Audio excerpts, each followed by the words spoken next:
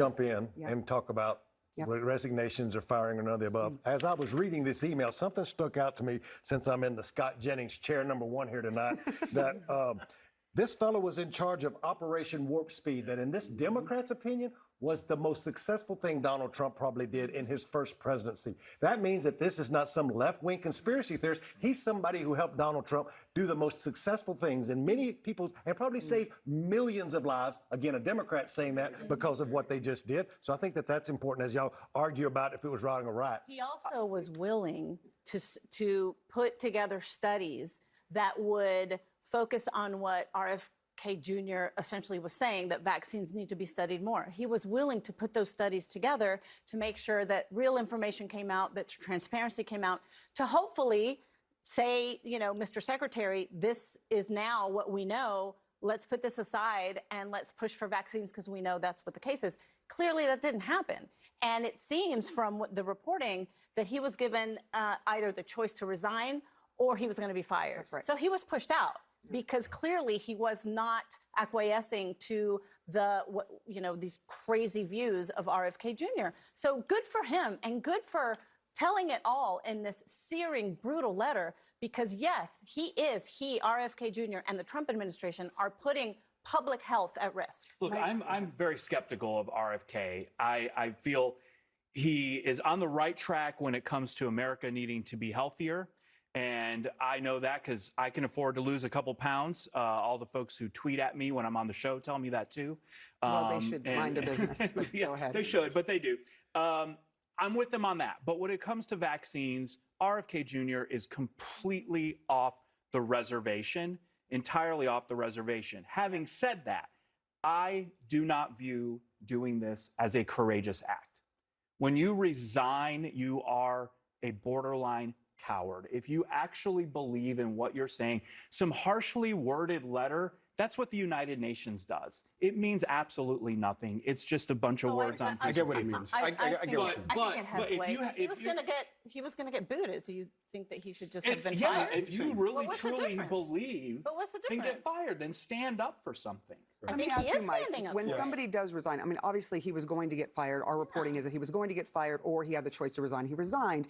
But when somebody leaves a position like that, there may be an argument to say, well, when he leaves, someone else replaces him that does not have his credentials and that does not have his same stance. So is that good for example, the organization that he is over? And that's Pete's point. Like, stand up for it, stay in that position. Even if you're pushed out eventually, at least we have a voice of reason within the organization. This is very personal to me about RFK because I have a daughter who's on the spectrum. I have an atypical daughter and I have a typical daughter. And I know vaccines don't cause autism. And my co-host, Nick Saveri, I want to shout him out from Can We Please Talk? New episodes every Monday.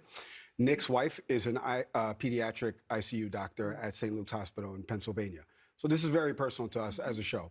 I've done a lot about RFK's confirmation and, you know, again, no degree in epidemiology, molecular biology, virology. Few doctors have that. So what do? They put together boards, advisory boards, that make public recommendations. This person was an environmental lawyer. You want to put him in charge of the EPA? Put him in charge of the EPA. Exactly.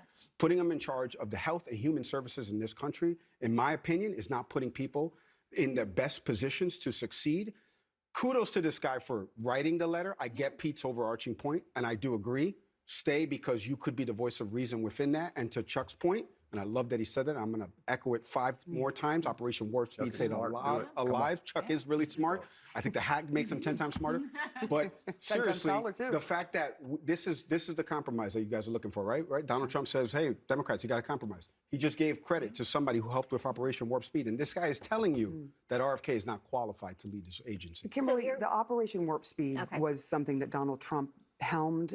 He cut red tape and got a vaccine out to the public faster than would have been had he not done so. This gentleman helped implement that. Why would you fire someone like this? Why would you push someone like this out? So you guys are all resting your hats on the fact that he has helped with Warp Speed and that makes him this genius and this expert in this position? Because he helped with Warp Speed? Is that what you're going with? I'm just saying what I'm going with is that he's somebody that is Okay, that and is they're probably going to President, get. President Trump Yeah, they're probably trumpeted going to warp get speed another himself. doctor. right. So I guess the but- question is, he seems to be someone who will work with the administration. Trump trusted It isn't him. about him being the smartest person on earth, but he's worked for the administration in the past. He's put together some studies. He's tried to do what he feels is the right thing. So why fire someone like this, or threaten to fire them, or tell them you have to resign? That is the question, I think. With all due respect, President Trump also chose RFK Jr. when a lot of people were calling him wacky and said, do not trust him and do not bring him on board. And so I think he most likely trusts RFK Jr. and the choices that he's making in all of this. And I would think the guy that actually came through with warp speed can be trusted in this moment too. But I'm saying, as far as President Trump, he can be trusted in this moment too. And so if RFK Jr. brings in somebody else that's just as qualified, I don't think anybody would have a problem with that, would you? Well, we don't know who he's going to bring in. And speaking of warp speed, another reason why this is so concerning, this in general, but also just the fact that RFK Jr. is the Secretary of Health and Human Services. Hours before this happened, he said publicly that COVID doesn't kill and didn't kill anybody who's healthy. Right. I mean, the fact that the Secretary of Health and Human Services of the United States of America says this, and it is just absolutely downright wrong. I mean, that's not an opinion. He's just wrong. We all learned to live during the pandemic. That puts there were a lot Americans of things that were in wrong. danger. But that is just wrong. We still don't even know the origin. Healthy people, no. But this particular thing that he said is a lie.